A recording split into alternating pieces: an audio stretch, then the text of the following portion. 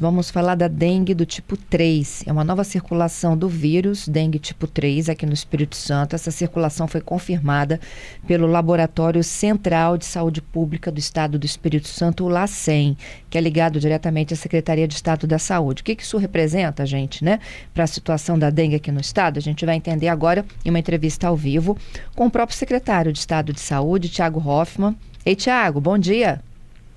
Bom dia, Fernanda, para você e para todos os nossos ouvintes da CBN.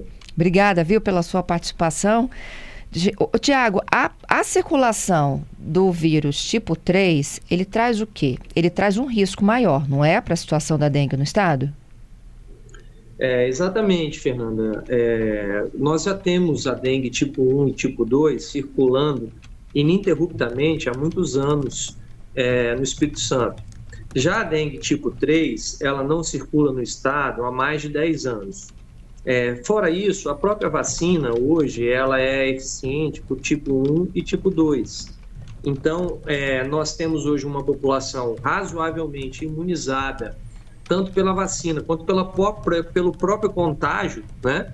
Nós temos uma população razoavelmente imunizada para o tipo 1 e para o tipo 2. Agora, para o tipo 3, como nem tem vacina, nem temos contágio no Espírito Santo há cerca de 10 anos, significa dizer que a nossa população ela não está imunizada. Então, a gente fica mais suscetível a termos casos mais graves quando tem esse tipo 3 circulando, pela falta de imunidade da população para o tipo 3. É porque, de forma grosseira falando, é como se fosse um novo vírus, né? Sim. Ele é uma mutação, então nós não temos hoje uma população imunizada para esse tipo do vírus e isso faz com que a gente tenha um sinal de alerta maior para os casos de tipo 3. Isso aí. E a gente soma isso, Tiago, né? O agravante aí das chuvas e do muito sol, né? Exatamente. Nós tivemos um início de verão, final de dezembro, início de janeiro, muito chuvoso, que nos levou a uma preocupação. Depois nós tivemos um verão, o restante de janeiro, mais seco. E fevereiro também, boa parte de fevereiro, mais seco. Mas agora, no Carnaval especial, choveu muito. E aí a gente precisa, novamente, redobrar a atenção e pedir à sociedade como um todo, né, a nossa população capixaba, aquele cuidado de sempre, que a gente sempre alerta, né, que é a questão dos nossos quintais. Nosso levantamento, Fernando, indica que cerca de 75% dos criadouros de mosquito estão nos quintais das nossas casas, o que significa dizer que nós temos que ter aqueles cuidados de sempre com a água parada, né? Às vezes você trocou sua geladeira ou seu fogão, e aí enquanto você não joga aquilo num lugar adequado, você deixa isso no seu quintal, aí você tem um acúmulo de água. Árvores frutíferas também no quintal, que às vezes você tem frutas que caem ao chão, folhas, e isso também gera um ambiente propício com sombra e água parada para a proliferação do mosquito. Então isso tudo, esse cuidado de limpar o quintal, de garrafas, pneus e outros objetos que eventualmente possam acumular água, é o nosso pedido de sempre, para que a população tenha essa atenção. Receba também os agentes comunitários que fazem também esse trabalho de identificação de focos, então receba o agente comunitário, ele vai estar sempre identificado para que a gente possa cuidar e reduzir a possibilidade de termos criadouros nos nossos quintais. Uhum. Essa questão aí das folhas e das frutas tem muito a ver também com o Oropost, né? Também. Além de gerar água parada para o Aedes, nós também temos a possibilidade, em especial com frutas, manga, que é uma fruta muito presente no Espírito Santo, bananeiras, banana, nós temos muita possibilidade de criadouros para o maruim, que é hoje o vetor para a febre do Oropush. Então, esse cuidado vale tanto para o Aedes, quanto também para o maruim, que é o vetor do Oropush. Uhum. Esse sorotipo 3 é uma moradora de Vitória, né? Uma jovem de 19 anos, moradora de Vitória, confirmada aí depois do rastreamento aí do LACEN. Agora, quantos que não vão a teste, Tiago? Olha, Fernanda, nós não temos como dar esse número, mas o que a gente pode dizer é que nós temos um aumento muito grande das notificações.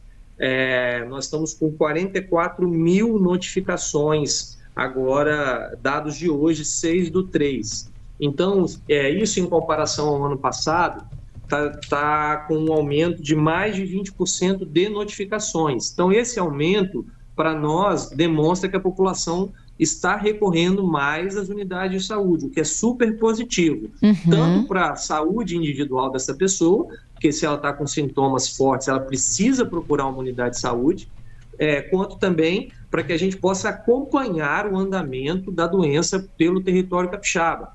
Quando esses casos são notificados, significa dizer que a unidade de saúde recebeu esse paciente, teve a amostra de sangue coletada, e essa amostra vem para o nosso laboratório central para ser analisada. E isso é importante para que a gente possa tomar as medidas quando, por exemplo, uma determinada região pode ter uma infestação maior, seja da febre do urupuxo, seja da dengue, ou da zika, ou da chikungunya, enfim, de alguma arbovirose, e com isso a gente consegue tomar medidas mais eficazes de combate, né?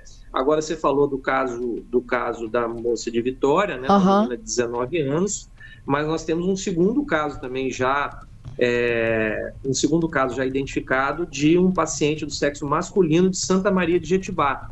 Então, nós já estamos com 2 casos do tipo 3 já notificados e devidamente já apurados pelo nosso laboratório central com o teste padrão ouro, né, que a gente chama, que é o teste PCR. Existe uma janela, como é que se faz, né? Você chega com... a princípio, os sintomas são sintomas virais, né? É aquele mal-estar no corpo, aquela febre, né? Aquele incômodo que confunde muitas vezes até com resfriado e gripe, não é mesmo?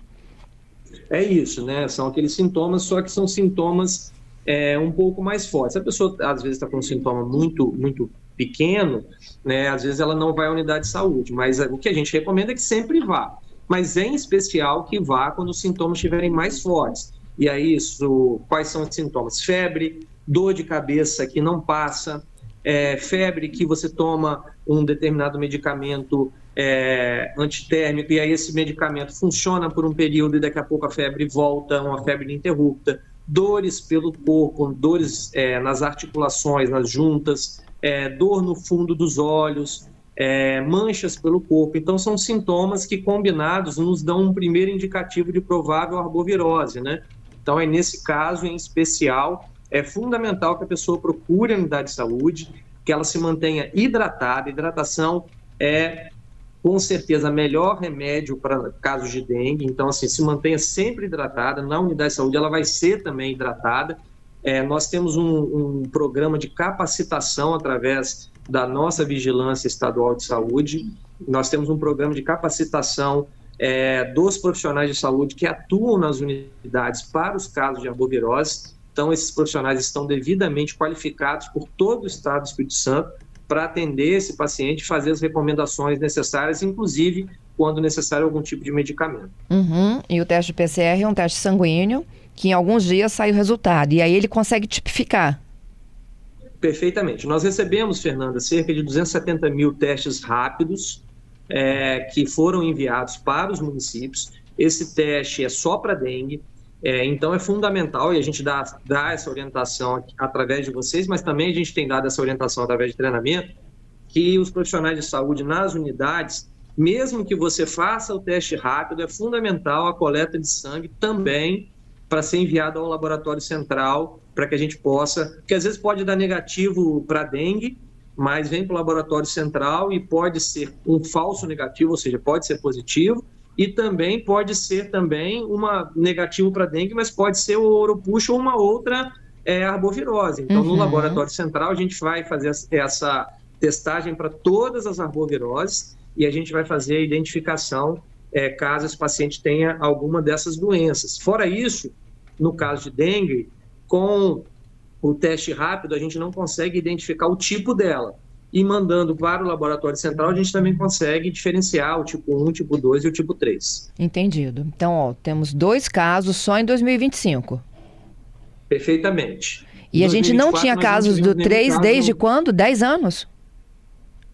Cerca de 10 anos nós não tínhamos a circulação do tipo 3. Mas nós já estávamos nos preparando para a entrada, Fernanda, porque Nós já tínhamos casos já qualificados tanto na Bahia quanto em Minas Gerais e no Rio de Janeiro, ou seja, as nossas fronteiras nós já tínhamos casos, entendeu? Então a gente já estava aguardando, ainda mais no verão, onde o Espírito Santo recebe muitos turistas, né? A gente já estava aguardando que o tipo 3 chegaria esse ano aqui, sim. Entendido. Tiago, e esses 44 mil casos notificados são só deste ano de 2025? São só do ano de 2025. E desses 44, nós temos 9.164 confirmados. Nenhum óbito confirmado e temos 9 óbitos em investigação esse ano. Ainda nenhum deles confirmado para dentro. Uhum. Há mesmo essa possibilidade? Fale, Tiago. Todos esses dados aqui para os nossos ouvintes, eles podem ser consultados, né? Nós trabalhamos com total transparência com esses dados e você tem um painel da dengue no Espírito Santo. O endereço é mosquito.saude.es.gov.br e lá as pessoas podem identificar acompanhar os casos, inclusive por município, tá? Para saber como é que está o seu município em relação à dengue. Entendido. Temos perguntas, Patrícia? Temos um ouvinte aqui, Ezequias. Fernanda, bom dia, secretário. Pedindo para o senhor reforçar quais são os principais sintomas dessa dengue tipo 3. Os sintomas são os mesmos da dengue tipo 1 e tipo 2 e muito parecidos com da chikungunya, da zika, ou seja, são sintomas das arboviroses, das viroses de uma maneira em geral, né? Então, vou repetir. Febre contínua, febre ininterrupta, né? Dores pelo corpo, muita dor de cabeça, dores, uma sensação de uma dor por trás do olho, quando você fecha o olho em especial, dá uma dor, manchas pelo corpo também, dores nas juntas e articulações. Esses são os principais sintomas. E isso vale para qualquer tipo de dengue, vale também para chikungunya, para zika, vale também para urupuxa, ou seja, os sintomas são muito parecidos, mas é fundamental que essa pessoa, mesmo já sabendo, procure a unidade de saúde, repito, tanto para efeito que nós aqui da Secretaria de Estado possamos acompanhar a doença e tomar medidas em relação a municípios que possam ter muitos casos, quanto também para que esse paciente possa ter um acompanhamento médico adequado. Tiago, uma última informação, né? Eu ouvi, né, recentemente a informação de que em abril pode ocorrer uma explosão de casos de dengue no Brasil e o Espírito Santo estaria nisso. É fato? Vocês trabalham com essa possibilidade? Trabalhamos sim, porque o histórico mostra um pouco isso, Fernanda. Aquela música do Tom Jobim, né? As águas de março fechando o verão. Então, é uma época que normalmente nós temos chuva recorrente no estado. Ano passado foi assim. A 13ª semana epidemiológica, né? No ano passado foi a semana onde nós tivemos mais casos, exatamente no final de março, início de abril.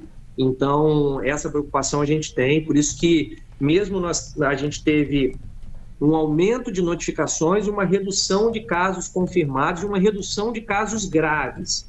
Então, isso para nós é um bom sinal, mas a gente não tem nada a comemorar, exatamente porque nós temos que acompanhar, em especial até a primeira quinzena de abril, que é quando ainda nós podemos ter algum tipo de surto. Então, esse acompanhamento a gente está fazendo, a gente continua aqui com o sinal de alerta ligado e continuaremos com o sinal de alerta ligado para que a gente não tenha essa doença causando problemas graves para os capixabas. Entendido. Eu te agradeço, viu, Tiago, pela gentileza e pela conversa aqui conosco, hein?